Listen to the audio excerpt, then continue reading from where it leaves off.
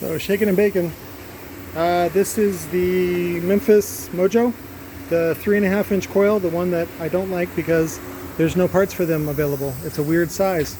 I do like the frame, but I just don't like the motor. So what you want to do is put them on the hot plate like that, and so what that does is it cooks the glue, and then what I'm going to do is use a chisel, get down in there, you pry it up and you put a piece of wood underneath it and work your way around until you can get that fucker off. And then you want to do the same thing to the magnet stack.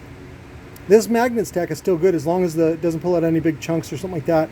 And then what I'll do is I'll take the T-yoke and go to the machine shop and take it down to 75 millimeter, which is our standard for 3 inch. So then I can use a 3 inch coil on it. So if I wanted to go GONZO, I guess I put an adapter and make it a 4 inch, but I don't really like a 4 inch with that much magnet. It really kind of needs to be broader. Well, shit.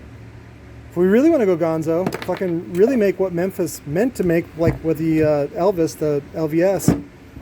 You put an adapter plate on here, extend it out, all that kind of shit. You guys want to do that? Yeah, let's do that. Let's make it into a 4 inch motor. Just as another fuck you, Mojo, fuck you, Memphis. Chinese motherfuckers trying to use proprietary shit so that I can't recone it. I will show the fuck you, motherfuckers.